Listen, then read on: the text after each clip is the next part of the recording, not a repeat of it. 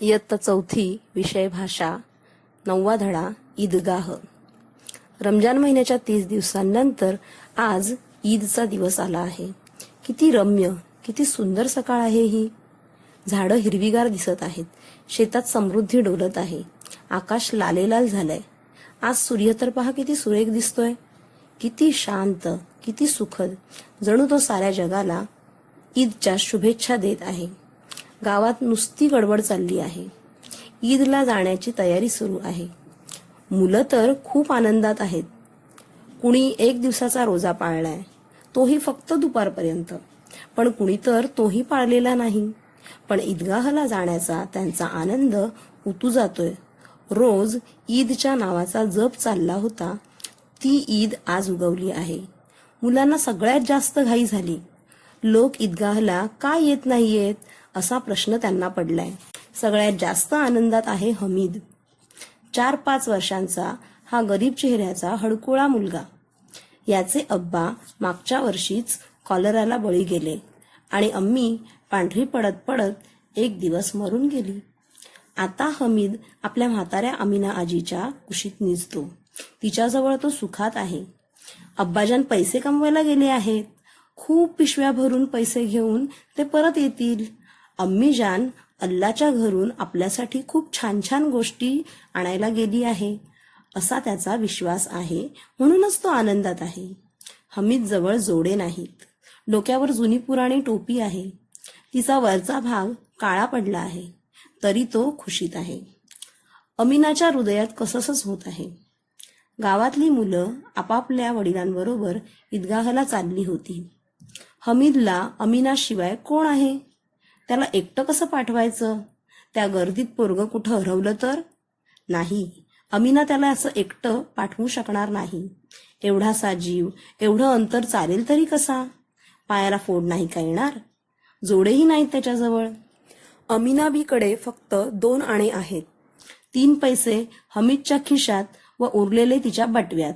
एवढंसं धन व हा ईदचा सण.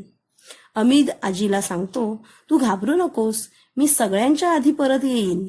अमिनानं दिलेले 3 पैसे घेऊन हमीद सवंगड्यांबरोबर निघतो. गावाहून लोक निघाले. इतर मुलांसोबत हमीद पण चालला होता.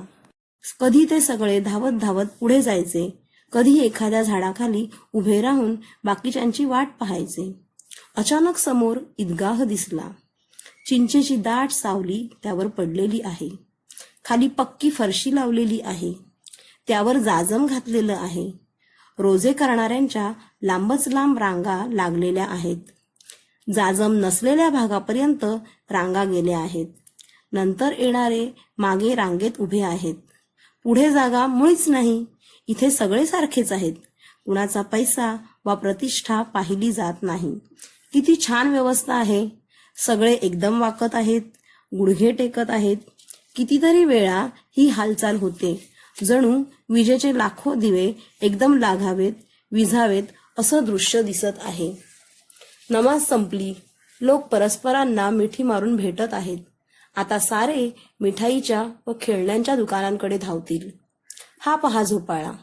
1 पैसा देऊन यावर बसलात तर घटकेत आकाशात फिरतोय असं वाटेल, तर घटकेत जमिनीवर पडतोय असं वाटेल. हे चक्र आहे. लाकडाचे हत्ती, घोडे, उंट या चक्राला लागलेले आहेत. 1 पैसा दिला तर 25 चक्रांची मजा घेता येईल. महमूद, मोहसिन, नूर आणि सम्मी त्या चक्रातील घोड्यांवर, उंटावर बसत आहेत. हमीद दूर उभा आहे. त्याच्याजवळ तर 3च पैसे आहेत. आता खेळण्यांची खरेदी. दुकानांमध्ये तऱ्हेतऱ्हेच्या खेळण्यांचे ढीग पडले आहेत. खेळणी तरी किती प्रकारची. राजा, शिपाई, गुन्हेगार, वकील, पाणक्या, साधू. वा, किती सुंदर खेळणी आहेत ही. महमूदनं शिपाई घेतलाय. खाकी पोशाख, लाल पगडी, खांद्यावर बंदूक. वाटतंय जणू आत्ताच कवायत करून येतोय. मोहसिनला पाणक्या आवडलाय. कमरेला पखाल लावलेला, कमरेतून वाकलेला, सगळ्यांना पाणी वाढणारा. सगळी खेळणी 2-2 पैशांना मिळतायत. पण हमीदकडे 3च पैसे आहेत. तो इतकी महागडी खेळणी कशी घेणार? खेळण्यानंतर नंबर आला मिठाईचा. कुणी रेवड्या घेतल्या, तर कुणी गुलाबजामुन, कुणी जिलेबी खातंय तर कुणी करंजी. हमीद मात्र त्याच्या आजीचा विचार करतोय. मी तर चिमटा खरेदी करणार. चिमटा पाहून आजी खुश होईल, मला भरभरून आशीर्वाद देईल. हमीद एका लोखंडी वस्तूंच्या दुकानापुढे थांबला. तिथे काही चिमटे ठेवलेले होते. फुलके तव्यावरून उतरवायला, विस्तवावर फुलके भाजायला उपयोगी आहे हा चिमटा. पुन्हा कोणी विस्तवातले निखारे मागायला आलं तर याच चिमट्यानं पटापट निखारे उचलून द्यायचे. बिचाऱ्या आजीला बाजारात जायला तरी वेळ कुठे असतो. रोज हात भाजतात तिचे. हमीदची दोस्त मंडळी पुढे गेली आहेत. हमीदनं दुकानदाराला विचारलं, चिमटा कितीला दिला? दुकानदारानं पाहिलं की या पोराबरोबर कोणी मोठं नाहीये. तेव्हा तो म्हणाला, हे तुझ्या कामाचं नाही. विक्रीसाठी नाही का? विक्रीसाठी का नाही? इथवर बोजा आणला असता का? मग सांगत का नाही? किंमत काय पडेल ती? 6 पैसे लागतील. हमीद थोडा थबकला. बरोबर भाव सांगा, तो म्हणाला. योग्य भाव? 5 पैसे लागतील.